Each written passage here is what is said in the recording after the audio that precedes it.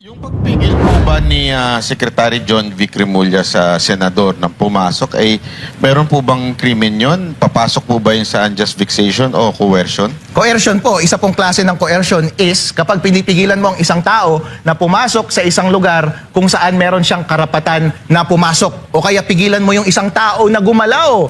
Libre naman siyang gumalaw sa bagay na gusto niyang gawin. Yun po ay coercion dahil fundamental po sa karapatan ng bawat Pilipino is right to liberty. Kasama po yan yung kalayaan natin ng gumalaw na libre unless ito ay illegal. Siyempre, ayaw umamin ni John Vic kanina na pinipigilan sila na sa kanilang pagpasok. Ayaw niya kasing kasuhan din siya Kaya sinabi niya, nagpapalusot lamang siya na sumalubong daw siya. Okay lang po, magbastusan po tayong lahat dahil guilty naman ako sa pagbabastos. Ang mahalaga po ay libre ang flow ng information. Dahil ang taong bayan po ay may sariling isip.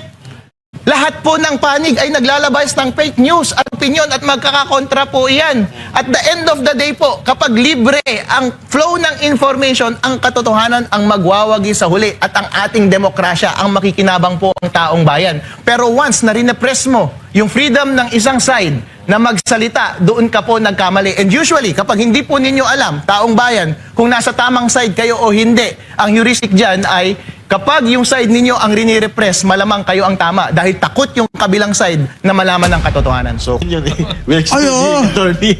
Kamukha ng kuhol. Grabe ka naman. Grabe ka naman. Oo.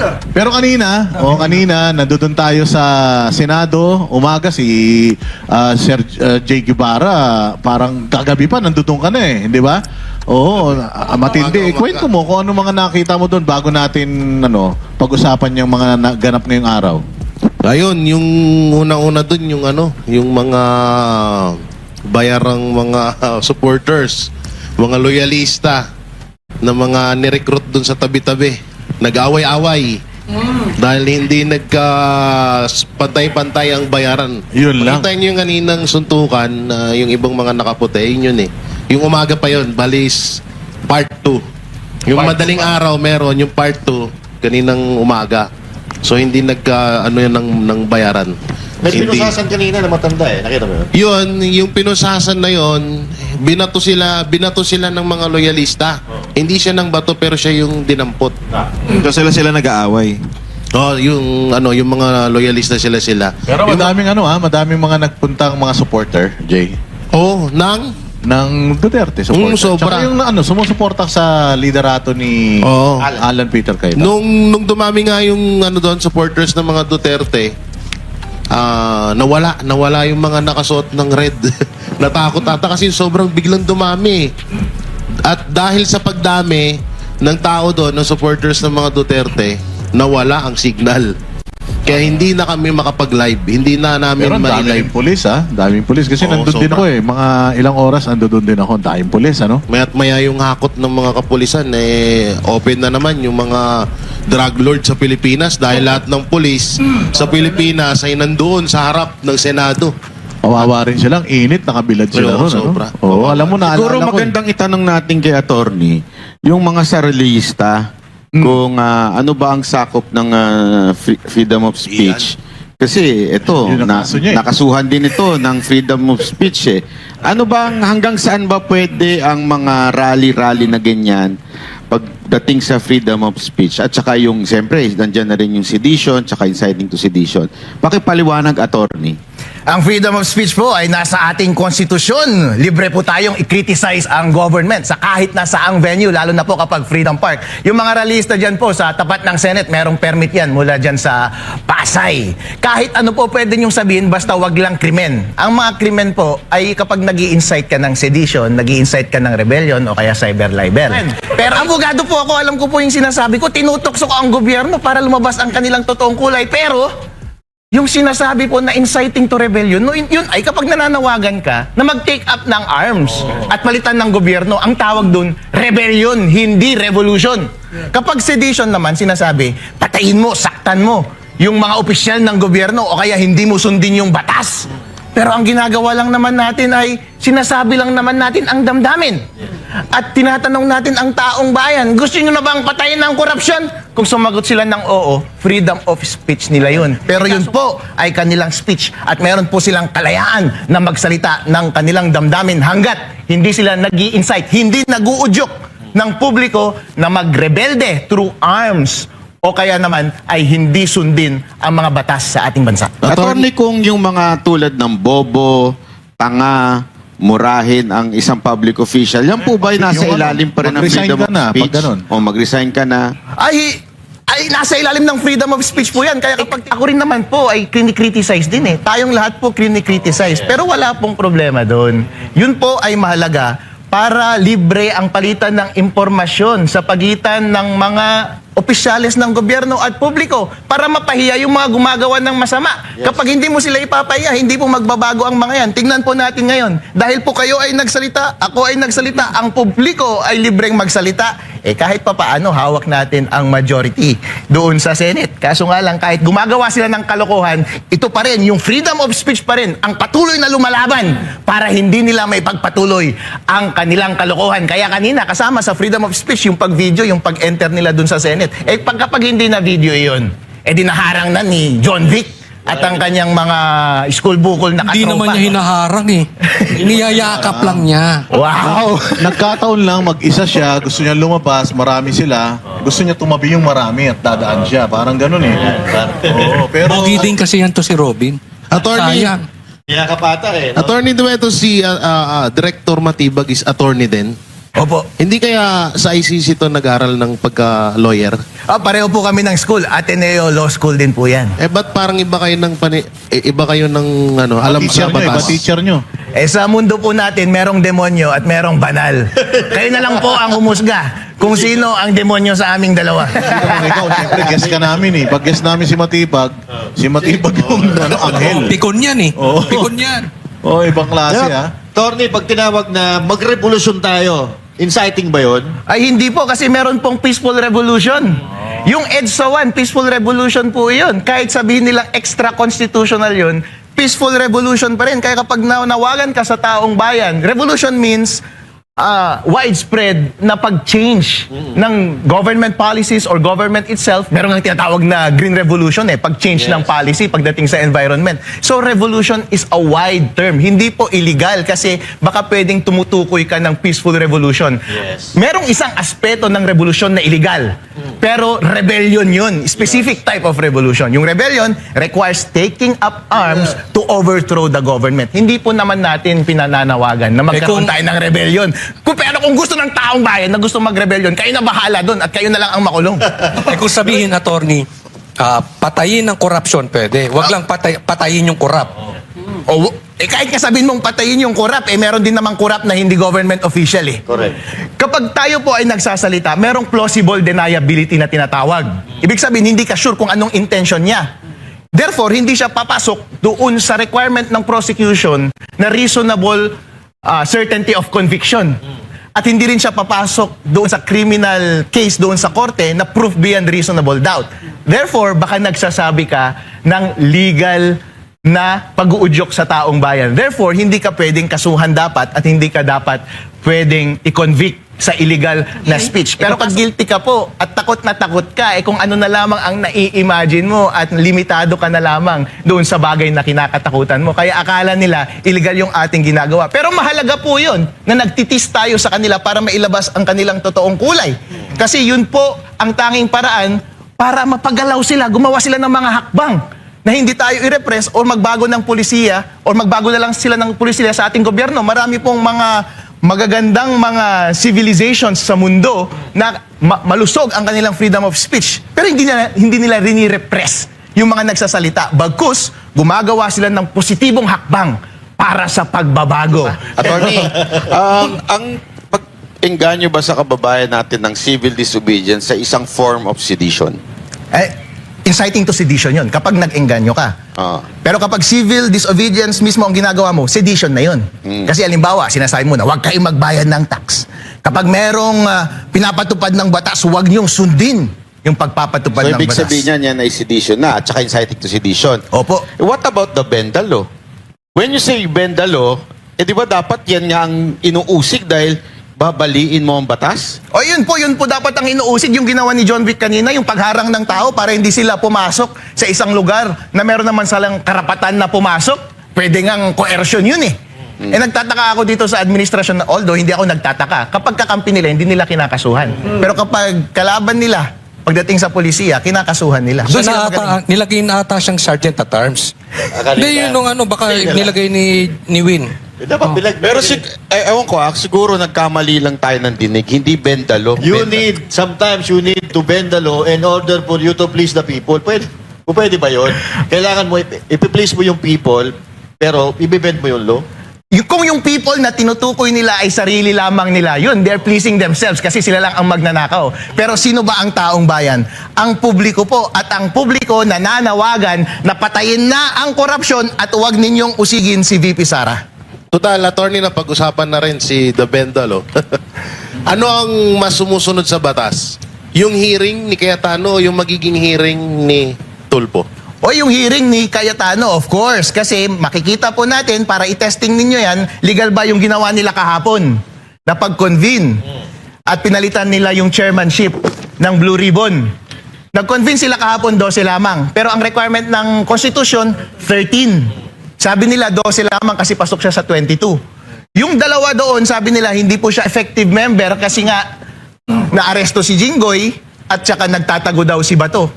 Hindi po yun applicable kasi ang jurisprudence lang na meron natin is dun sa Cuenco. Ang sabi dun, saka mo lang babawasan yung 24 kapag labas siya ng jurisdiction ng Pilipinas. Kasi nga, doon sa ating konstitusyon, kapag wala kayong quorum, kapag wala kasi kayong quorum, hindi kayo makagawa ng business. Hindi sila makapag-operate. Pwede kayong mag-issue ng warrant to compel yung member ng Senate na mag-attend at mag-do business kayo. Since nasa ibang bansa yung isang member, hindi mo siya makakompel, therefore babawasan mo yung number to determine quorum. Pero nasa labas ba ng Pilipinas si Bato? Hindi naman na-establish yun. Outside ba ng compulsive power ng Senate si Jinggoy na nasa loob ng detention ngayon? Hindi po. Kasi po kapag ordinaryo kang akusado, halimbawa marami kang case, marami kang warrant, nahuli ka base sa warrant ng isang korte, tapos yung isang korte nag-issue ng warrant, pwedeng makipag-coordinate yun o may pumunta muna yung naaresto mo na tao dito sa venue ko kasi meron kaming pagdinig dito. Ganon din po yung Senate. Kasi yung compulsive power ng Senate, parang compulsive power yan ng court. Pwede mong hilingin yung pagpunta ng isang tao na mag-attend ng kanyang responsibilidad na mag-appear sa iyong venue. Magko-coordinate lang yan dun sa korte na naka-aresto. Besides, hindi pa naman convicted itong si Jinggoy Estrada at napatawan ng parusa na disqualification to hold office. Kapag hindi pa siya disqualified, qualified po ba siya? Qualified po. Therefore, pwede siya na pumunta doon sa session ng mga members ng Senate through a warrant. Sinabi na rin po ng Supreme Court iyan. Kapag nandoon ka, kapag naaresto ka at hindi ka pa na-convict, hindi ka pa disqualified, member ka pa rin ng Senate at pwede kang i-compel na mag-appear sa harap ng Senate. Attorney, ito kasing argument ng Cayetano Group, yung Article 6 at saka Section 16 ng Constitution, yung 1 and 2 of all its members. Tapos, ang ina-argue naman ng kabila ay yung Avellino versus Cuenco na sinasabi nga nila na dahil yung dalawa ay wala, parang gano'n na rin daw yung sa sitwasyon ngayon na kung saan si Bato nagtatago at yung isa nakakulong. So, therefore, they cannot vote. So, anong pinagkaiba nun, yung Avellino and Cuenco na precedents na tinatawag nila, doon sa sitwasyon natin ngayon? Fallacious yung argument na yun kasi hindi ka pwedeng mag-analogy kapag incompatible yung circumstances. Yung circumstances sa Cuenco is labas siya sa compulsive power ng Senate dahil nasa labas ng bansa. Yun yung doctrine. At anchored yun sa power ng Senate na mag-issue ng warrant to compel attendance. Yun yung specific doctrine. Ngayon, i-apply mo dun sa circumstance ni Jinggoy at ni Bato. Nasa labas ba sila ng bansa? Hindi po. Therefore, yung analogy is flawed. Yung position na yun ay fallacious. So they can compel Bato and what they call it, si Jinggoy to come to the Senate and vote? Opo, pwede nilang i-compel actually kahit hindi si Jinggoy at si Bato, yung ibang members din ng Senate. Kasi nakalagay po sa ating konstitusyon, pwede silang mag-convene at kapag wala silang quorum, pwede silang mag-issue ng warrant para i-compel ang isang member na mag-attend para lang maka-achieve ng quorum at do business. So even if walang quorum, they can do that? They can do that kung walang quorum. Specific sa linagay sa konstitusyon na kapag less than quorum sila, they can issue warrant just to compel attendance to achieve quorum and do business. Bakit sa tingin ninyo, attorney, hindi yun ang ginawa nila instead of declaring that there is a quorum? Kasi po, kailangan muna nilang mag-issue ng arrest at kailangan mo munang arestuhin yung tao. Baka mahirapan silang arestuhin at saka baka magkagulo ang ating bansa. Imagine nyo na lang po, kapag nakalusot yung kalokohan nila kahapon at hindi pumunta sila Cayetano ngayong araw na ito, edi sila na ang panalo. Buti na lamang ang tapang-tapang ni Senator Marcoleta, nila Robin at nila Cayetano kanina. At least nanindigan sila sa tama, hindi sila nag-give in sa mga kalokohan ng grupo ni Gatchalian. Yung bang taon ng konstitusyon, di ba, remember yung 1949 yung Abilino versus Cuenco, tapos ang sinusunod pa noon is 1935 Constitution. Meron bang epekto yon sa, dahil ngayon ay 1987 Constitution na? Ang Wala akong sinusunod nakikita natin? na effect. So same lang yon. Same lang yun. So, attorney, yung kalokohan na sinasabi, yung ginawa nila kahapon, ano kayang pwedeng, ano yan, may ethics ba yan? May ethics ba sila dyan sa ginawa nila? Pwede silang magsampa ng korte para sa korte, sa Supreme Court, para mag-decide yung Supreme Court kung sino talaga yung totoong leadership ng Senate. Pero sabi ni Senator Alan Peter Cayetano kanina, yun precisely yung gustong gawin ni Gatchalian Black na gawin ni Cayetano Black para ma-delay at in the meantime sila yung mag-occupy ng seat. So kailangan nilang maging pragmatic. Kailangan nilang manindigan sa tama at kung ano talaga yung dapat na mangyari. Halimbawa, kapag may usurper ka, sabi niyang example kanina, kapag presidente si BBM ngayon at kahit na sinong tao sasabihin niya, ako ang presidente ng Pilipinas. Alam naman, paupuin mo yung nagsabi na usurper, alis ka muna dyan, punta ka muna sa Supreme Court. In the meantime, siya yung nagdi-dispense ng responsibility ng Executive Department. Hindi po. Kung talagang usurper yung tao na yon at ikaw ay wala kang ginawang masama, manindigan ka sa posisyon mo, huwag mong ibigay. At yun po yung ginawa nila kanina. Valid po yung ginawa nilang hearing kanina. So anong basis ng Gatchalian Black? Bakit pinipilit nila yung 22, 24? Nagbe-base sila sa kasinungalingan at maling premise. Ang premise lang niyan is since hindi daw achievable ng coercive power ng Senate si Bato at si Jinggoy, therefore quorum daw ang effective membership ng Senate ay 22. So ang question lang na kailangan nating sagutin ngayon is abot ba ng coercive power ng warrant si Bato at si Jinggoy? Si Jinggoy, oo. Si Bato, serban mo na ba ng warrant sa kanyang bahay? Nahanap mo na ba yung buong Pilipinas? Sinasabi mo lang na nagtatago, pero hindi mo pa naman siya hinahanap. Wala pa namang ebidensya na nagsasabi na nasa labas siya ng Pilipinas. Therefore, hindi mo pwedeng summarily na i-deprive ang ating mga constituents ng kanilang representation through Bato and through Jinggoy. Alam mo, attorney, actually, may butas nga doon sa ginawa nila eh. Nung nag-roll call sila, tinawag nila si Bato at tinawag nila si Jinggoy. So doon pa lang, they're acknowledging that they're 24, not 22. Tama po ba yung ganong klaseng opinion? Pwede po siguro, tinawag lang din po siguro nila. Pero, hindi ko po alam. Pero mag-stick lang tayo sa katotohanan na tama ba yung basehan nila. Hindi po tama yung basehan nila. Sa situation po ngayon dyan sa Senado, do you think may ma-accomplish sila na para kapakipakinabang sa mga Pilipino? Diba? Paggawa ng batas. Kasi nagkukontrahan sila eh. So, do you think makakapagpasa sila ng batas o makakapaggawa sila ng batas? Ang kapakipakinabang po sa Pilipino ay ang paglabas ng katotohanan at ang ating pag-alaw sa kanila na mamili ng kanilang leader sa 2028. Yung paggawa ni Senator Alan Peter Cayetano kanina at Senator Marcoleta na ilabas ang katotohanan patungkol sa flood control scandal para sa interes ba yun ng Pilipinas? Opo! Para protektahan ang demokrasya ng Pilipino, para malaya silang pumili ng kanilang presidente sa 2028. Interes ba yun ng mamamayang Pilipino? Opo. Kaya tama po ang kanilang ginagawa. Attorney, maaaring ba makasuhan sila Gatchalian? Kasi mali yung ginagawa nila eh. Makakasuhan ba sila? Pwede po siguro silang kasuhan, usurping. Pwede magpa-decide sila sa Supreme Court. Pero ayoko talaga ng kaso eh. So halimbawa, attorney, katulad niya si Senator Erwin Tulfo, ipapatawag niya 18 Brave Marine. Kung sakali pong hindi dumalo yun, ano pong kakaharapin ng 18 Marines? Sila ba ay makakasuhan? O ano po?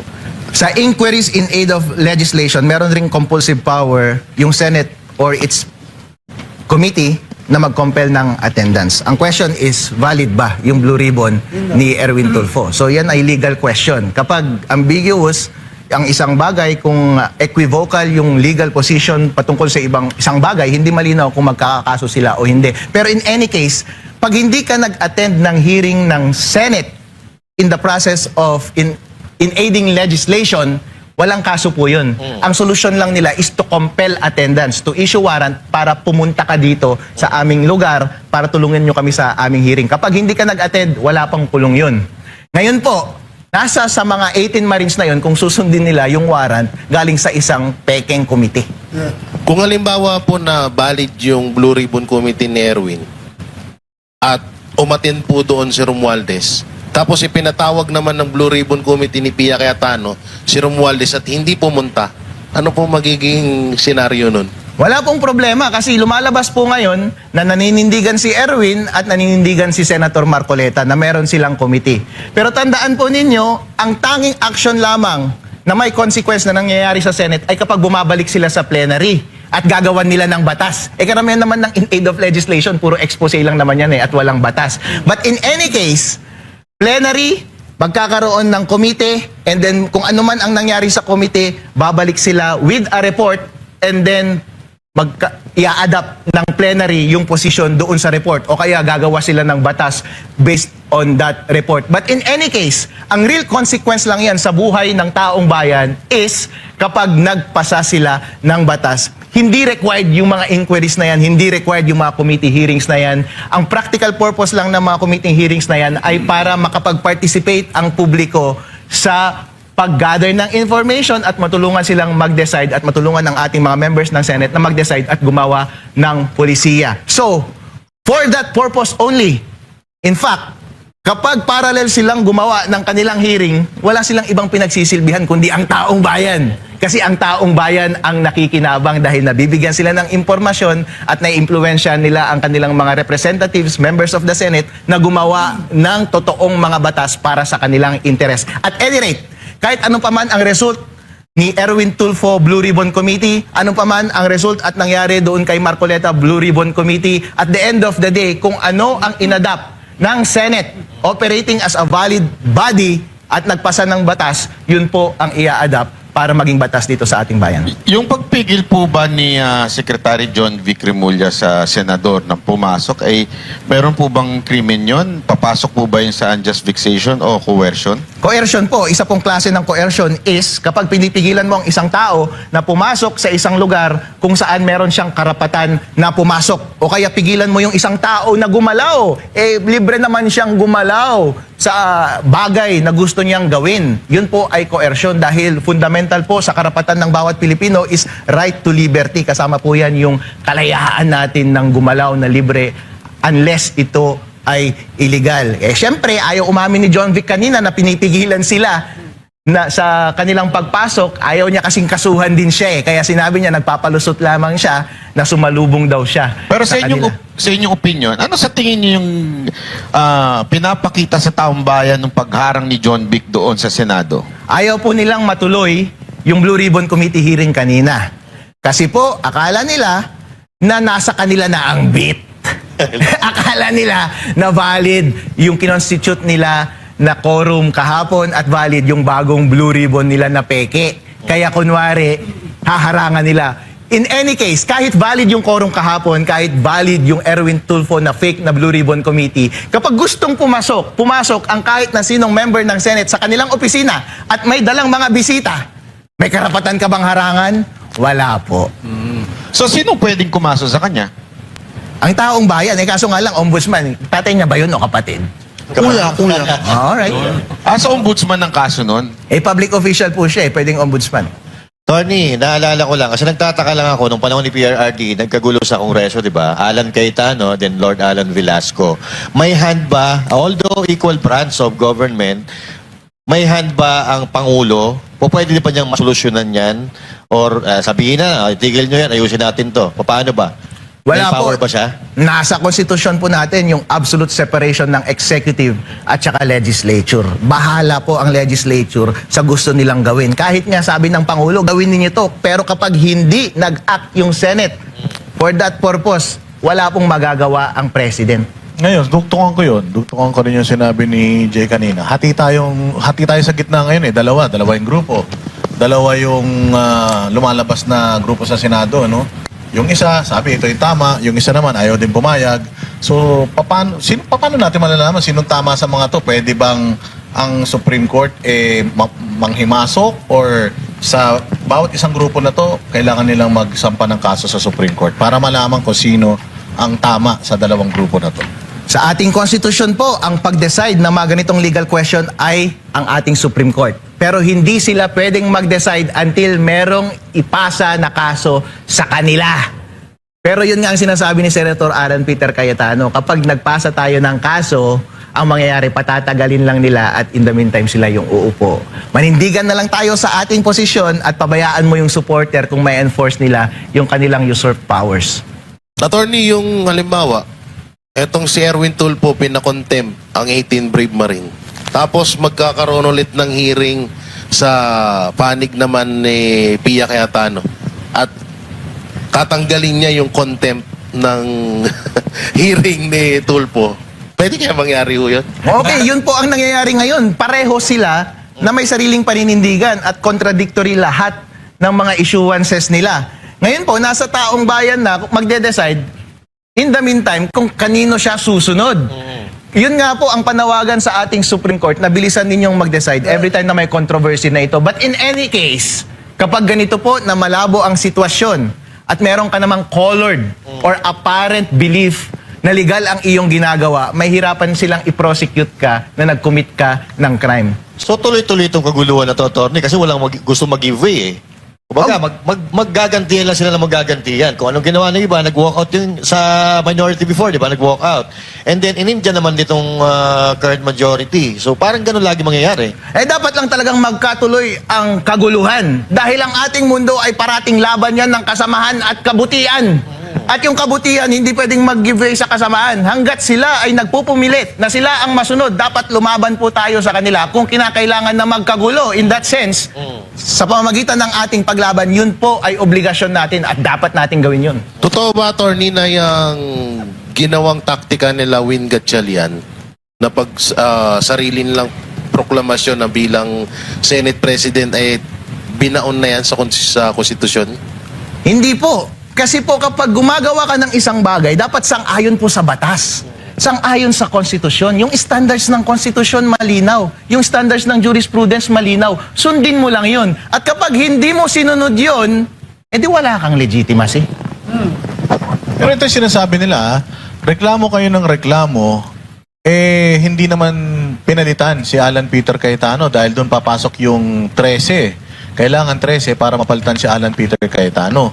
Pero sinasabi ni Lacson na hindi na siya ang Senate President. Sinasabi din ng ibang mga kasamahan niya na siya pa rin ang Senate President kasi si Gatchalian parang acting Senate President lang. Bakit may acting Senate President kung hindi naman pinalitan yung Senate President? Hapon po, hindi nila pinalitan yung Senate President. Pinalitan po nila yung Senate President pro tempore at saka yung chairmanship ng mga komite. Ano ba yung mga applicable provision ng konstitusyon? Ang sinasabi lamang ng konstitusyon ay yung Senate President dapat iboto ng absolute majority. Yun lang yung officer na sinabi. Pero other officers pwedeng i-determine ng rules. Ang rules is ordinary business ng Senate. At kapag magkakandak ka ng ordinary business, through quorum and majority ng quorum na iyon. At yung mga officers na iyon ay pro tempore at yung mga chairmanship and membership ng mga komite. Kaya kahapon, hindi nila napalitan kasi wala silang absolute majority to change yung Senate President. Yung sinasabi ni Senator Ping Lacson na napalitan pati yung Senate President, hindi po yun. At yung sinasabi nila na in declaring vacant, naging vacant din yung Senate President position, mali po iyon. Pwede silang mag-declare ng vacancy para sa mga posisyon by which rules pwede silang mag-appoint ng mga occupants ng mga position na yon. So ayon sa konstitusyon, pwede silang mag-appoint ng pro tempore at chairmanship ng mga komite. So pwede nilang i-declare na vacant yon kasi nasa kanila yung power na mag-appoint ng mga occupants nun. Pero kapag quorum lang at saka majority ka, assuming valid yung ginawa nila kahapon, may power ba silang i-declare vacant yung Senate President? Hindi po. Dahil nakalagay sa konstitusyon, ang Senate President shall be elected by absolute majority. Therefore, ang pwede lamang magtanggal sa isang absolute majority requirement doon sa konstitusyon ay absolute majority rin dapat.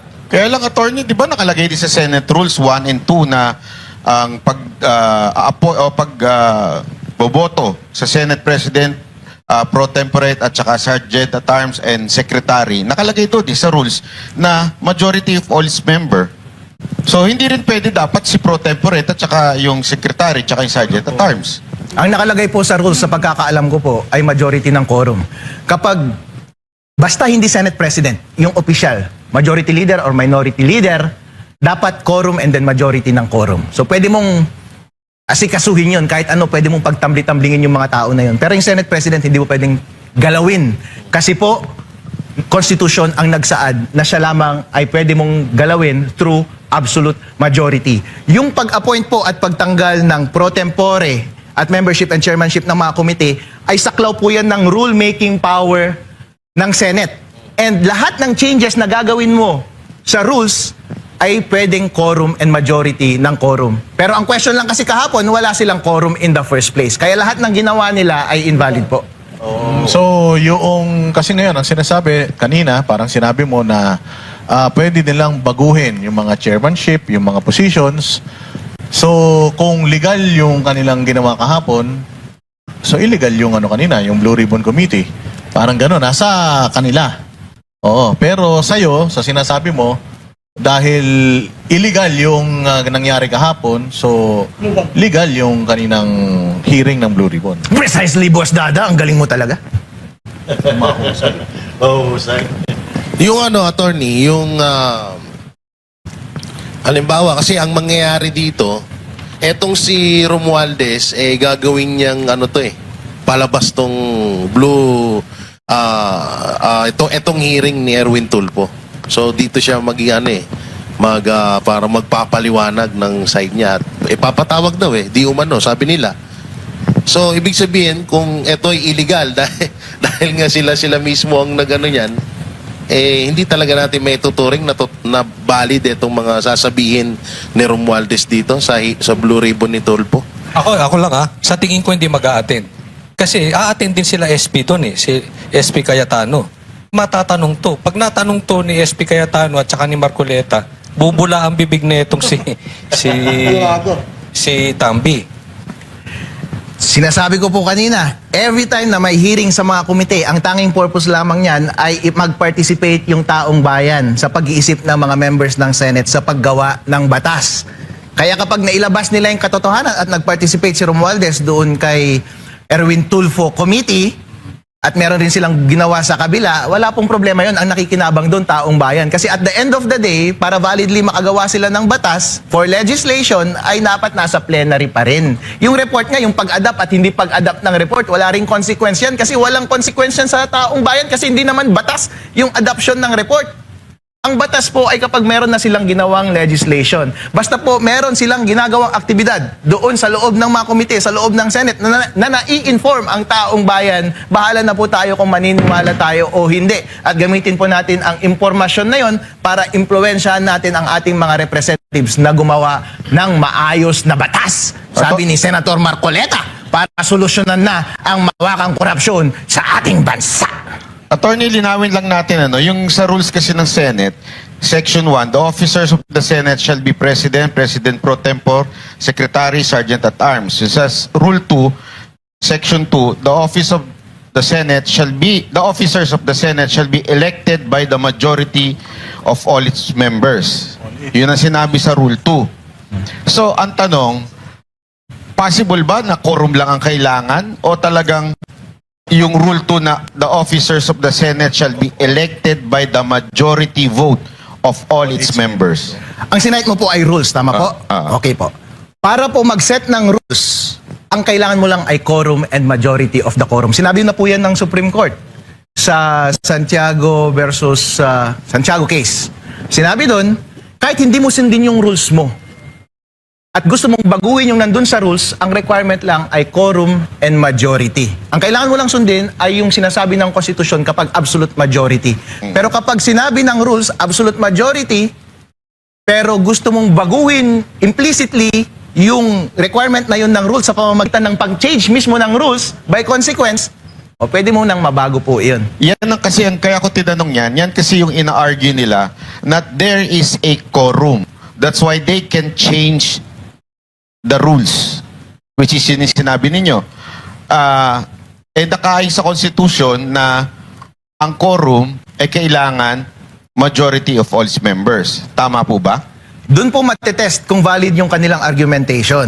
Kung yun po ang ginamit nilang argumentation na mag-prevail yung rule, pero yung rule mismo na sinight nila ay hindi nila sinunod, mas lalong ma-invalidate nila yung kanilang position. That's one way of arguing against their position. My opinion is quite another way of arguing against their position, and it's anchored on the Constitution. Yung ano pala, attorney, di lumabag pala sa batas tong Malacanang. Kasi sabi nyo kanina, illegal pala itong ginawa nila Sherwin. So, pinaburan yan ng Malacanang. O wag natin masyadong sisihin yung Malacanang. Alam niyo po ba kung bakit? May freedom of speech din sila eh. Pero may consequence ba yun sang-ayon sa batas? Wala po. Dahil po, ang requirement para maging legal yung ginawa nila kahapon, tignan mo lang yung batas. Yung acknowledgement ng executive department kung legal yun o hindi, ay hindi requirement ng batas para ma-legitimize yun. Iilan lamang bagay sa ating mga batas ang merong consequence ang recognition ng external parties. Usually, applicable lang yan sa international law kapag nag-declare ang isang bansa na kami na ang bagong gobyerno at kami na ang bagong state. Through international law, kapag recognize ka ng mga top nations of the world na ikaw yung totoong government ng state na yan, yun yung nagva-validate ng position mo. Pero hindi po yan applicable sa atin in which ang constitution dapat ang masusunod, hindi yung acknowledgement ng isang department. So, kahit pang babastos na sa batas yung ginawa nila, freedom of speech pa rin. Okay lang po, magbastusan po tayong lahat dahil guilty naman ako sa pagbabastos. Ang mahalaga po ay libre ang flow ng information. Dahil ang taong bayan po ay may sariling isip. Lahat po ng panig ay naglalabas ng fake news at opinion at magkakakontra po iyan. At the end of the day po, kapag libre ang flow ng information, ang katotohanan ang magwawagi sa huli at ang ating demokrasya ang makikinabang po ang taong bayan. Pero once na rinepress mo yung freedom ng isang side na magsalita, doon ka po nagkamali. And usually, kapag hindi po ninyo alam, taong bayan, kung nasa tamang side kayo o hindi, ang heuristic dyan ay kapag yung side ninyo ang rinirepress, malamang kayo ang tama dahil takot yung kabilang side na malaman ng katotohanan. So kaya nga po, sabi ni BBM kahapon, wala siyang magagawa. Titingnan yung batas. Pero iba kasi yung sinasabi ni Claire Castro na pinapaboran daw ng Malacanang. So sa pagkakataon na yan, mas lalo sila na-expose na hindi nagtutugma yung sinasabi nila, ibig sabihin nagsisinungaling. Opo, ganun po talaga. O sila talaga yung may kagagawan nito or may kumpas dito sa Gatchalian Ano mo? 11+1. Yes. Lali, ano pang ginagawa yun sa Supreme Court natin? Ano pang hinihintay nila? Case. Gusto mo magsampa ng case, sir? Pwede, pwedeng ikaw, may standing ka kasi taxpayer ka naman at concerned citizen. Magsampa ka ng kaso at sabihin Ano ba kaso ko? sasabihin mo sa kanila na illegitimate yung ginawa nila kahapon. No, gagastos pa ako. Ayun lang. Attorney, sabi nyo pwedeng imbitahan ng Senate President o ng Senado yung mga senators para umaten. At pwede rin ba yung mga kongresista? Kasi marami ding nabanggit doon, yung mga Marines na marami ding nabanggit ng mga kongresista na naabutan din sila ng maleta. Pwede rin ba silang maimbitahan tapos tanggalin na yung parliamentary courtesy na sinasabi lagi ni Lacson?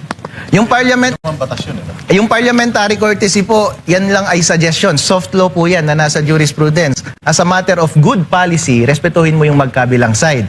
Pero kapag imbitahan po yung congressman papunta sa Senate at voluntaryo siyang pumunta, wala pong problema doon. At kung gusto rin nilang ipilit, kasi mahilig tayong ilimit yung law eh. Wala naman akong nakikitang paglabag, malinaw na paglabag sa batas kapag iwarrant nila yung members ng House na mag-attend doon sa Senate inquiry.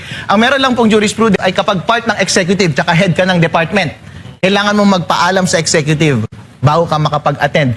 Ang respect po ay between co-equal branches of government, between legislature, executive and judiciary. Usually hindi sila sasawsawan sa isa't isa. Pero pag within siguro, baka pwede nilang ipirit. But in any case, bahala na po sila kung gustong mag-attend. Si Congressman, sino yung kanina?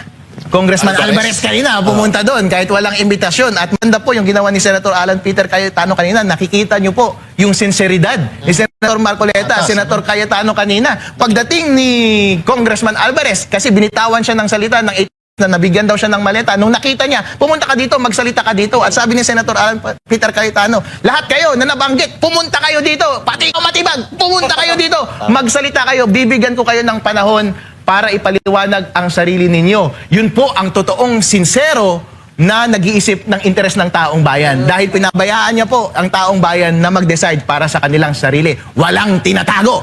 Pero ikumpara niyo po yan sa posisyon ng grupo ni Gatchalian, ang posisyon ng administrasyon ito, kaso ng kaso, pinipigilan yung pagsalita ng bawat mamamayan at bawat participant. So sino po ang nagkakamali ngayon?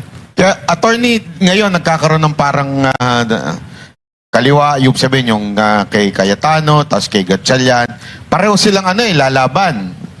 Ay, ang tanong ng taong bayan, pwede bang pumasok lang basta-basta ang Supreme Court? O kailangan talagang may magdala nitong issue na to sa Supreme Court? Kailangan po may magdala sa Supreme Court dahil po ang Supreme Court hindi siya pwedeng voluntarily na mag-decide. Doctrine po yan sa jurisprudence. Dapat may mag-complain at saka siya magde-decide. Kasi narinig ko kanina sa interview ni Cayetano na parang sila, dire-diretso lang daw, hindi sila pupunta sa Supreme Court dahil sila talagang legitimate. Tapos, parang sinasabi nga nila, kung gusto nila, sila ang pumunta. Mukhang magkakaroon ata dito ng... Oo, kasi, ewan ko tapos ang ina-acknowledge ng Malacanang ay etong si Gatchalian. Alam naman natin, ang Malacanang, which is executive, ang may police power. Paano kaya ang sa tingin niyong magandang mangyari dyan? Meron naman tayong Robin Padilla power Hindi naman namubra si John Vic Remulla Meron pa tayong Attorney Respicio. Okay. Tingnan niyo po ninyo. Halimbawa, may asawa ko. At meron ng agaw ng asawa ko. Alangan naman sabihin niya, siya muna yung katabi ng asawa ko sa kama at magreklamo muna ako sa korte bago ko ulit matabihan yung asawa ko sa kama. Hindi pwede. Umalis ka dyan. Ako tatabi sa asawa ko. At kung gusto mong tabihan yung asawa ko, di magsampa ka ng kaso laban sa akin at sabihin mong hindi ako yung totoong asawa. Ganon ang sinabi ni Senator Alan Peter. Attorney, since nagkakaroon ng clash ang dalawang grupo ng Senado, ano mangyayari dito sa hearing ng Blue Ribbon? Hindi ba may posibilidad ba na harangin ng kabila yung resulta ng investigasyon dyan? Kaninong masusunod na Napani? na resolusyon, halimbawa, kung mag-issue sila ng mga resolutions. Kasi sabi din ni dagdagan ko na rin, Sige. sabi nga ni Franklin Drilon, yung validity daw, hindi daw valid kasi nga, colorum daw, at saka wala daw mga Senate staff. Sabi. Hindi daw valid, Sabi ni Senator Marcoleta, huwag kayong kumurap. Alright, yung sinong unang kukurap, siya ang matatalo. Kaya wag po tayong kukurap, mga kababayan. Nakatulog si Drilon Nagising nga, Ngayon po. nagising siya. Ngayon po, halimbawa, yung conflicting issuances ni Senator Gatchalian bilang acting Senate President. Nag-acting Senate President daw siya dahil hindi daw functioning yung Senate President. Hello, functioning yan sa admin side, sa pag-manage ng human resources. So nag-issue siya ng policy about sa work from home. Nag-issue din si Senator Alan Peter Cayetano. Senator Alan Peter Cayetano, siya pa rin ang Senate President. Yung pro tempore, mag-a-act lang siya as President kapag hindi nadidispense ng Senate President yung kanyang responsibility at incapable siya. Incapable ba si Senator Alan Peter Cayetano na mag-manage ng human resources? Hindi! Kaya siya ang dapat sundin. Magaling po. Kanina sa interview ay sa hearing, parang in-insist din ata ni Legarda na siya pa rin ang Senate pro tempore. Tama po ba?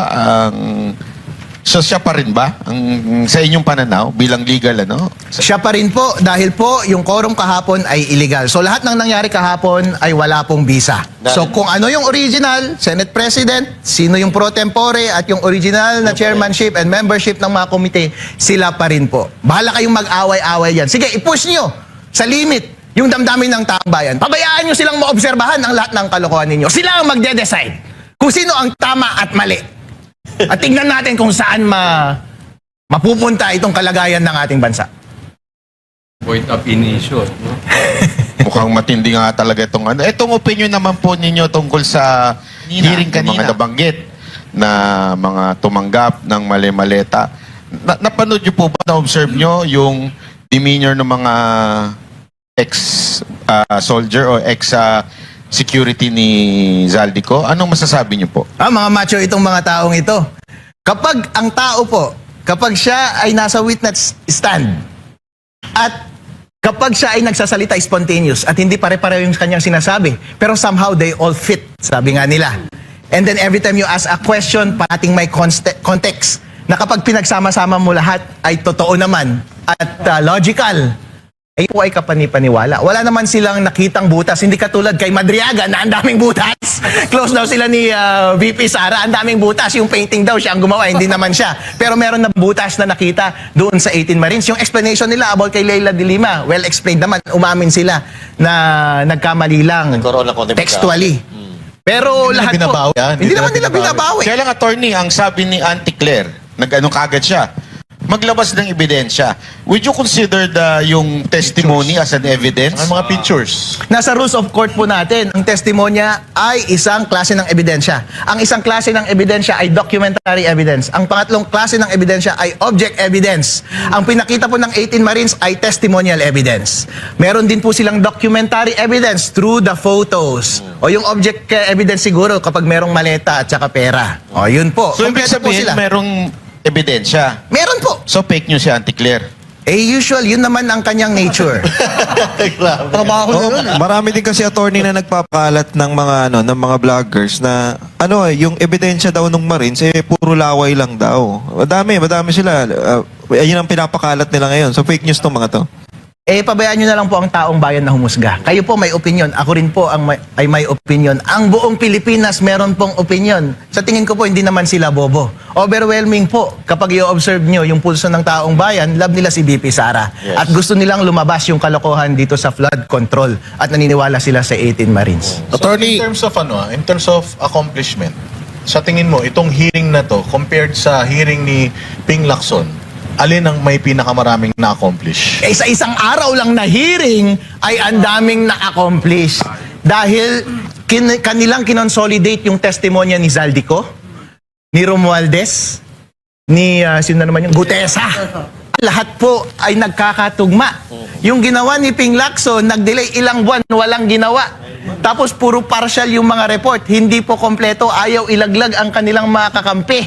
Yung mga hearing ni Ping Lacson, naramdaman po nila na meron ng lalabas na malaki. Yung mga ibang part po na na-discover doon, valid po. Kaya ayaw nilang ilabas. Pero kayo, Yung mga bilang susunod. abogado, wala po ba kayong nakita, na silip, na amoy, na inconsistency kanina? Wala naman po akong naamoy, parang naligo naman po silang lahat.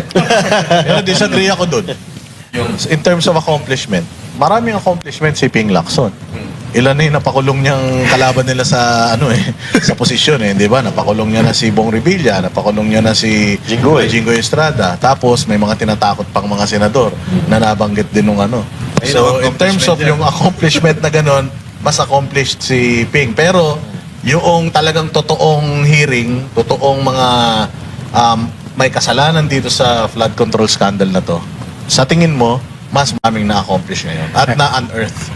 Gusto kong maging philosophical, Boss Dada. Sabi nga nila sa buhay, hindi natin alam kung mananalo tayo o matatalo tayo. So hindi natin pwedeng i-measure yung accomplishment through these short-term outcomes. Parating long-term yan. And sabi nga nila, sa huli, mamamatay rin tayong lahat.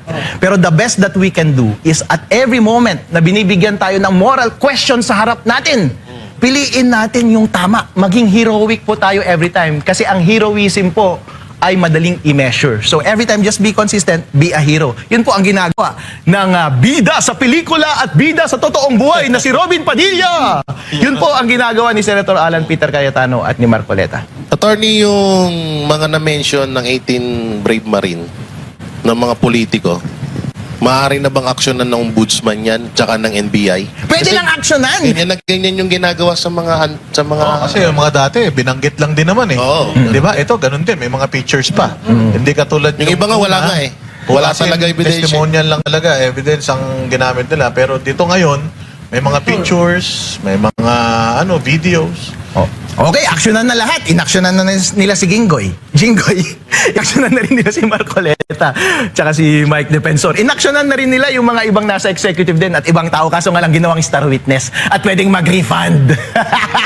Yun yung action na ayaw namin. Attorney, pwedeng, kunwari, siyempre, pakulong silang lahat. Pwede bang Zoom na mag-witness? Kasi yan ang... Kung zoom yung kulong eh. Hindi. Yung pag-witness, kasi yan ang iniiwasan nila eh. Hindi naman yung impeachment, yung blue ribbon eh. So, kahit makulong, pwede silang mag-witness. Ang rules po of procedure sa loob ng mga komite ay hindi siya bound ng strict rules ng korte. So, bahala po ang komite na gumawa ng kanilang rules. So, kung ito ang kanilang isinaad through their rule-making power sa loob ng komite, sabi nila pwede Zoom. Pwede po ang Zoom. Pero pwede silang i-overrule ng plenary kung ayaw ng plenary yung style nila na iyon. Pero hanggat walang objection yung plenary at sinabi ng komite na pwede Zoom, pwede po. Dahil po, at the end of the day, hindi naman ito controversy na magde-decide ka sa huli. Ang purpose lang naman po ito ay marinig ng taong bayan yung impormasyon na ibibigay nila. Ano huli mo kung kailan to, kaguluhan nila. Ang gagawa. Hanggang merong mangyaring malawakang pagbabago sa ating bansa. Ang tawag ng iba dyan ay revolusyon. Ay, may makukulong ah. Ikaw yun ha. Baka mauna ka. Anyway, attorney, may iba lang na konti. Kasi parang sikat na sikat ka sa social media sa national scene. Hindi ba nagsiselos yung mga constituents mo sa Isabela na parang napapabayaan mo sila? Parang, Tanungin natin, ano ang pulso ng kanyang lugar, yung Reyna Mercedes, patungkol dito sa mga nangyayaring ito? Ay, yung kaibigan ko pong babae doon sa Reyna Mercedes, sabi niya, nakakantsawan niya ako, bakit ko daw inaaway si BBM dahil mas crush niya daw si BBM kaysa sa akin. Sabi ko sa kanya, para sa katotohanan lang naman ako. Pero sinabi niya sa akin, lahat po kami ay pro-VP Sara. Wala pong problema doon. Hindi naman kasi magkaaway si BBM at saka si VP Sara pagdating ng 2028. Hindi ibig sabihin na love mo si BBM, ay hate mo na si VP Sara. Tingnan po natin ngayon, sino lang ba ang merong champion na side? Sino ang may manok? Sino ang tao na pwedeng paniwalaan ng taong bayan? Wala na po, kundi si VP Sara Duterte. As a matter of fact, nung 2022 elections, hindi pumunta si BBM doon sa aming lugar. Si VP Sara pumunta sa aming lugar at lahat ng taong bayan ay lumabas para yakapin siya at bigyan siya ng suporta. At hindi po nagbago ang sentimentong iyon hanggang ngayon. Although may affinity kami kay BBM, ako may affinity ako kay BBM. Kung tatanungin mo ako, boss, sabi ni Jesus, huwag kang maghiganti at huwag mong parusahan, patawarin mo ang iyong kaaway.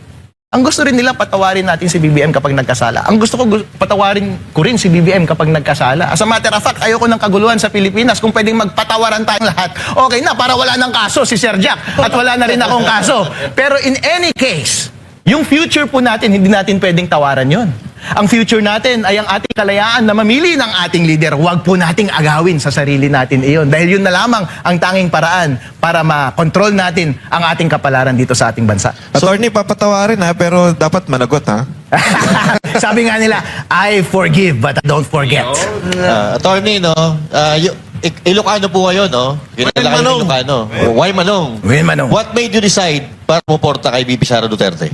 Nag-decide po ako na suportahan siya dahil po nakikita ko na natatapakan ang ating demokrasya. Ang ginawa po ng House ay para i-deprive yung tao, i-disenfranchise ang taong bayan pagdating ng 2028. Dahil po ang pagpili ng Pangulo ay dapat nasa direktang kamay ng taong bayan. Ang tawag po doon ay demokrasya. Pero kapag gusto po nilang agawin yung demokrasya na yon sa pamamagitan, apparently, ng binibigay na measure ng konstitusyon para tanggalin ang VP natin na nakaupo. Pero ang kanilang paraan na pagtanggal ay peking witness katulad ni Madriaga. Maling pagkakakuha ng evidence katulad ng ginawa nilang mga prinesenta doon sa Committee on Justice. Hindi po ako papayag dahil po ang nakikinabang lamang dyan ay sila at ang nagdurusa ay ang taong bayan at ang kanilang demokrasya. Dito sa impeachment ni VP Sara sa Senate, kasi meron ding lumabas na balita na parang gusto nilang i-amend yung rules doon sa impeachment proceeding ni VP Sara. Hindi na-adapt na yan ni Alan Peter Cayetano nung siya pa ang Senate President. Which is until now, siya pa rin naman. Pero yung kabilang kampo, gusto nilang i-amend Pwede pa ba yun? Pwede nilang i-amend kapag valid yung kanilang pag-convene. Pero marami pong limitasyon dyan.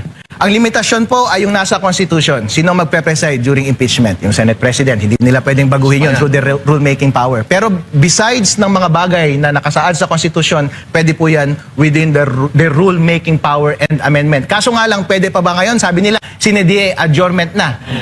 Yung regular session po nag-start ng 4th Monday of July, 1 year hanggang 30 days before that 4th Monday of July, excluding holidays and weekends. So, tapos na daw yung regular session. So, para mag-convene ulit sila, ay dapat may special session na. Ang special session, ang pwede lang magtawag ay ang Presidente ng Pilipinas. Hindi sila pwedeng mag-volunteer.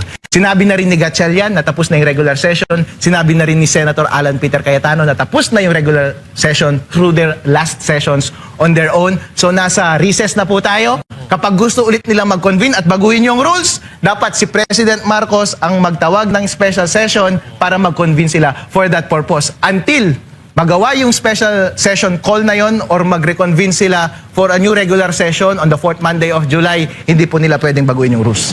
So, hindi wala po pwede. Kailangan pag nakabakasyon, bakasyon talaga. Kasi gusto nila magtrabaho daw eh. Diba? Tapos bigla silang Pero nagpatawag ngayon ng special session ng Presidente.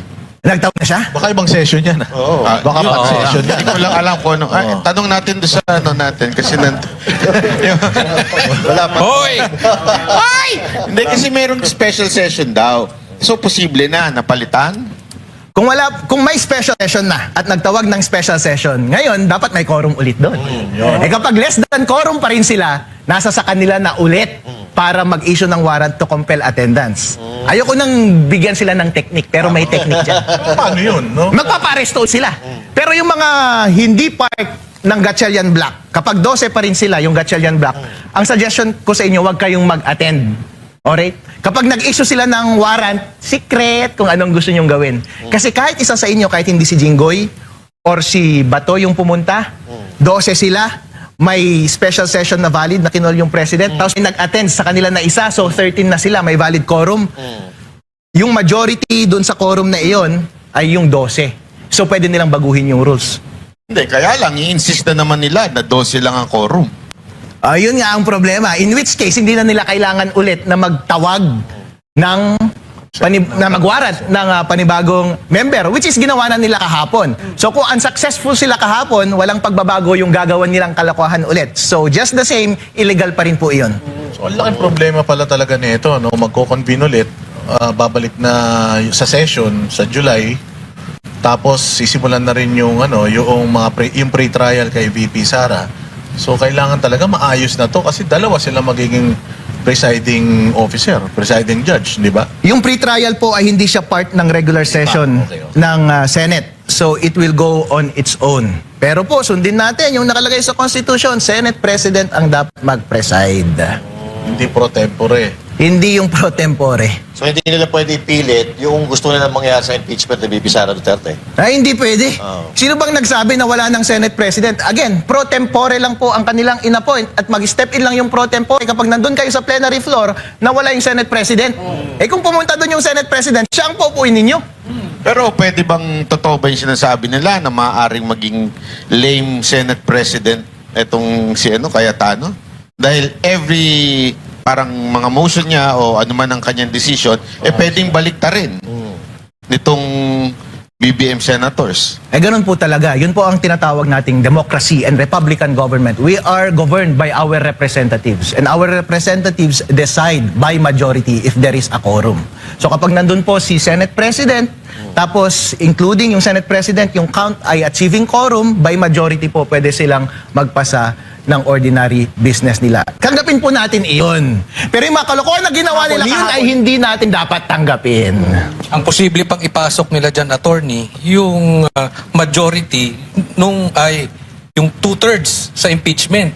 Kasi kung kiniklaim nila 22 lang, ano ngayon ang 2/3 para makonvict si VP Sara? Alright, 14 daw yung 2/3. 14 yung 2/3 ng 22.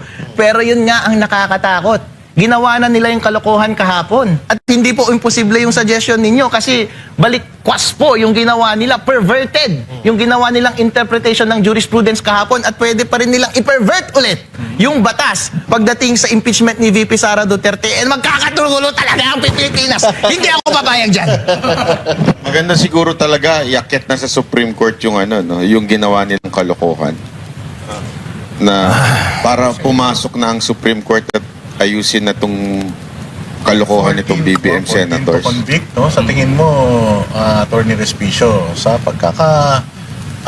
yung pulso ng bayan, mga netizens, mga nakikita mo social media, and ikaw din bilang isang abogado, chances na ma-acquit or ma-convict si VP Sara. Ano sa tingin mo? Para sa'yo. Sigurado ako dito, kapag walang kalokohan, ma-acquit si VP Sara Duterte. Bakit po? Tapos na po yung trial by publicity nila doon sa Committee on Justice. Nailabas na po nila lahat ng bala nila doon at wala na silang ibalabas pa nila na bala. Pinakita nila yon sa taong bayan. Kinagat ba ng taong bayan? Hindi po.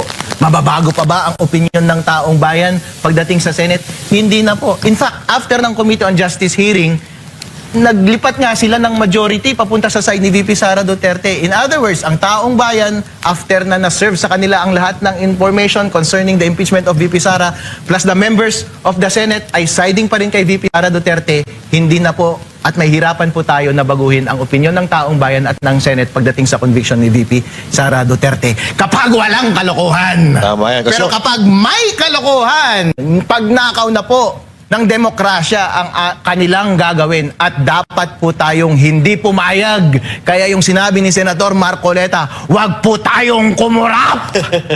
Tama yung sinabi mo, Tony, kasi kung makikita natin sa social media, yung mga post, diba? Then, yung suporta kay VP Sara Duterte, talagang napakalakas. And even sa mga surveys, si VP Sara pa rin ang pinagkakatiwalaan na leader ng Kamata bansa. siya at positive 29 And, tumaas naman si BBM, dati negative 3 lang yun, ngayon negative 15. Mataas siya.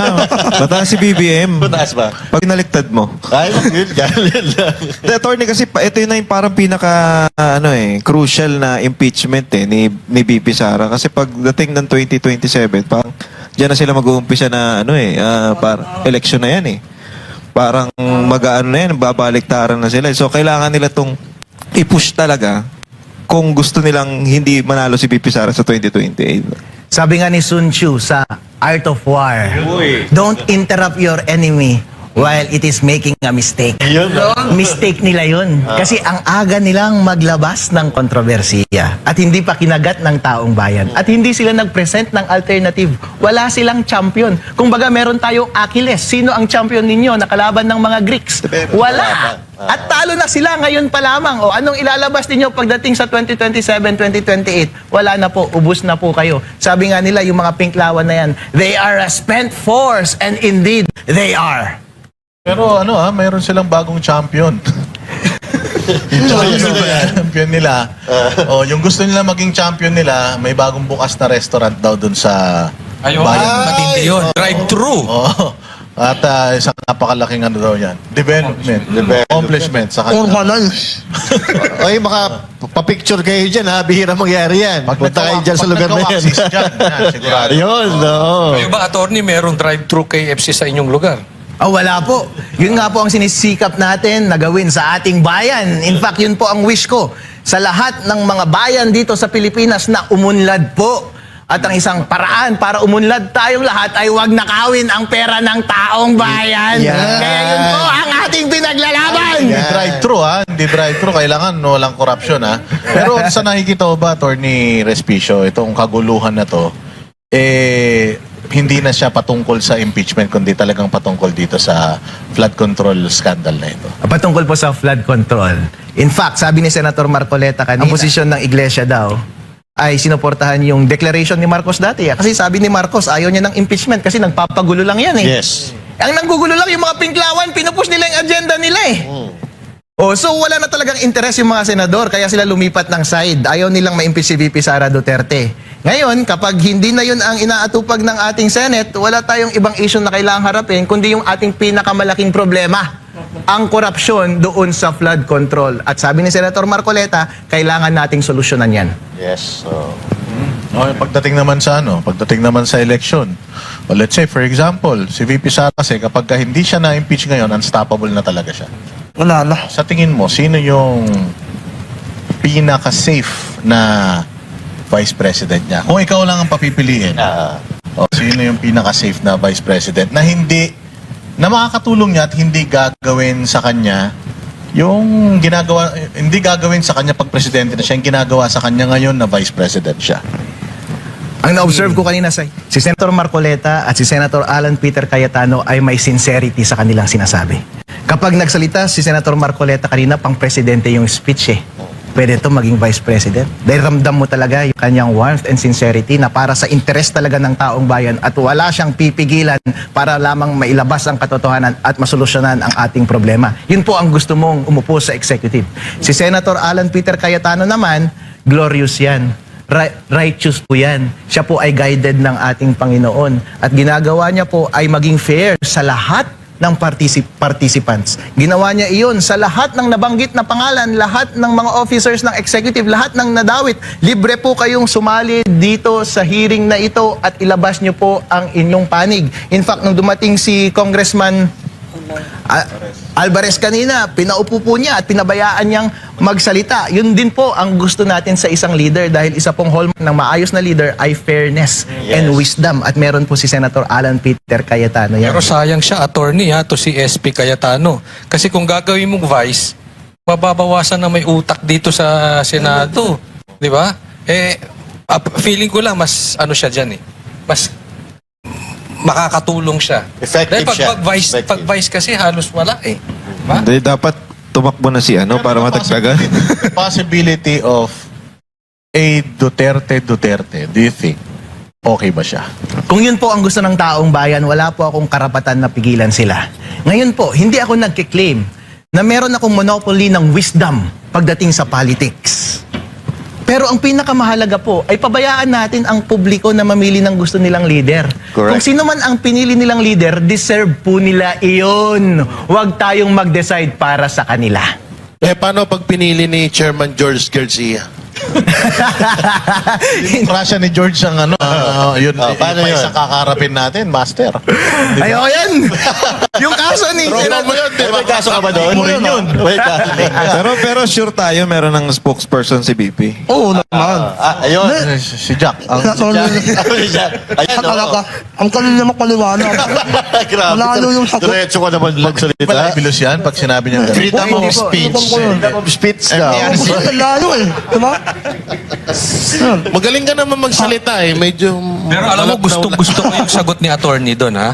Ayaw niya maging katulad ni Auntie Claire kasi ayaw mo na mag-boss eh. Ang ganda nun, Ayun, pagkakasabi niya. napanood yun, Kasi tama nga naman eh. Si Auntie Claire, instead na dinala niya yung pagkaabogado, Tanungin natin pala, kung kukunin kang spokesperson ng administrasyon ni Inday Sara, kunyari nanalo siya, papayag ka ba? Hindi po. Yan. Paliwanag mo kung ba. Bakit ayaw mo? Ba't siya papayag? Senator nga siya. Ayun ako. Tatakbo. Hindi rin po. Hindi ko alam kung anong mangyayari sa 2028. Sa kalagayan ng ating bansa ngayon, sobrang gulo. Sa tingin mo ba kailangan i-decriminalize na libel? Ay dapat i-decriminalize na. Dahil kahit po sabihin natin, in theory, ideally, na okay lang panagutin yung totoong naglalibel. Kaso nga lang, sa practical world, pwedeng gamitin to persecute. Katulad po ninyo, may mga kaso din po kayo, hindi ako nag-iisa. Pero tama naman po ang inyong mga ginawa. Nagigipit po kayo. Kahit po mananalo kayo sa huli, pero in the meantime, nagbayad kayo ng abogado at na-stress kayo. O, yun po ang gumising mali. ng maaga. Balik tayo doon. Bakit ayaw mo na maging spokesperson? Kaya po ako masaya sa aking ginagawa dahil po malaya ako na magsalita ng aking paniniwala. At dapat malaya po ang bawat Pilipino na ipahayag ang kanilang damdamin kung ito ay para sa tama. Ngayon po, kapag ikaw po ay spokesperson, hindi mo kasi pwedeng kontrahin ang ating presidente dahil ikaw ay mouth ng president. Aminin po natin, hindi naman perpekto ang presidente parati. Pero kung ang mandate niya sa akin ay, Harold, ikaw ang bunganga ko at gusto ko na panindigan mo yung gusto kong sabihin kahit hindi na totoo, hindi ko kaya ng konsensya ko na magsinungaling. Posible po yun. Hindi ko sinasabi na gagawin yun ni VP Sara Duterte, pero ayoko lang yung posibilidad na mailagay ako sa ganong sitwasyon at naipit na ako at magsisinungaling ako sa harap ng taong bayan.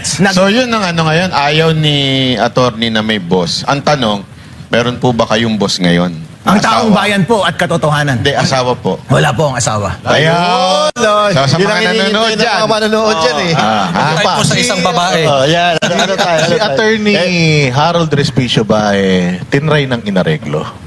Inareglo na, ibig sabihin may nag-offer? Oh yes, may mga ano na ba sa'yo? Lumapit na ba sa'yo? Huwag ka na maingay. Oo, ano ka na lang. Coke ka na lang. Huwag ka na maingay. Ito, dalawang babae, mamili ka isa, bibigyan namin tip yung isa. Wala bang gano'n? Walang gano'n. Walang directly. Kasi kilala po nila ako na prangka ako eh. Alam nilang tatanggi talaga ako. Pero yung mga side comment lang, Harold, ba't ka sumaside kay DDS? Ba't ka nagbiglang Duterte? Ano ba? Ano ba ang ginagawa mo? So meron mga ganong comment po, pero hindi naman ako naniniwala sa kanila. May sarili akong opinion. At yun din po ang hinihingi ko sa taong bayan. Alam niyo po kung ano ang tama. Sabi nga ni Senator Peter Alan Cayetano, tignan niyo lang ang Biblia. Nakalagay sa Biblia kung ano ang tama. Yun din ang sabi ni Senator Marcoleta. Sundin niyo lang kung ano ang tama. Ang evil, ang kasamaan parating bumubulong sa iyong tenga. Huwag mong sundin yan. Ayun. So, apakagandang usapan. Baka siguro... Hindi, gusto na- hingan pa natin siya ng reaksyon doon sa sige. kaibigan niya. May kaibigan to eh. Sino? Si anak ng pusa. Hindi ba tatlo yan sila? Si Lian, siya, tsaka si Kiko Barsaga. Oo, anong masasabi mo doon sa kaibigan mo na yon? Parang masaya naman siya sa nangyari sa kanya. Siguro, Hingan natin ng mensahe, panghuling mensahe sa mga banateros. Power is a game po, and we are judged by outcomes, not by intention or by means, para tayong si Machiavellian po na ito. Pero ganyan talaga ang buhay, ganyan talaga ang universe, labanan ng tama at mali. At yun talaga ang nature ng government po. Kasi po, sabi ni Lord Acton, power corrupts. And absolute power corrupts absolutely. So ang tendency ng government is to be corrupted. Kaya parati dapat merong lumalaban para hilain ang mga nakaupo sa gobyerno paalis at palayo doon sa kanilang korupsyon. Ang nangyayari po sa administrasyon ngayon, ang nangyayari kay Matibag, kay COMELEC Chairman Garcia, sa lahat ng kanilang tauhan, sa lahat ng mga kontrabida doon sa Senate, ay papunta na po sa korupsyon. Kaya dapat hilain po natin sila pabalik sa liwanag. Kaya lahat po tayo, wag manahimik, obligasyon po natin iyon, mga kababayan, duty po natin iyon, na magsalita kapag meron tayong nakikitang kasamaan sa ating bansa. Dahil po kapag hindi tayo nagsalita, sabi ni Albert Einstein, deserve natin na mag-govern ng evil. Well Well said. yung sinabi ni, Well said. ni attorney yung power corrupts. Kasi ang alam ni Coach Oli, yung powerful men cheats. O kaya, yung mga kaibigan mo, nag-cheat eh. Kasi, Gusto ko sinabi na Tony, Ayaw talaga, Nakalan ng tama at mali. Yung hinihintay natin, yung advice ni Sir may Jack. advice ka. Ayaw naman ng advice kung nag-advise ka. Advice mo si attorney. Kaya na sila po kanina. Pag hinaram kanila, laban na. Sa Tony, nakatama ka naman. Maraming salamat, Attorney Harold Respicio, Vice Mayor ng Reyna Mercedes dyan sa Norte. Solid North, pero solid na na may prinsipyo talaga. Ayan, wala na kayo masasabi kay Attorney. Salamat, Attorney. Salamatan natin. Sana sa susunod na imbitahan ka namin, magpaunla ka ulit. Kasi hindi kami mga abogado eh. Kaya gusto namin mga abogado single at pogi ang mga ginawa dito para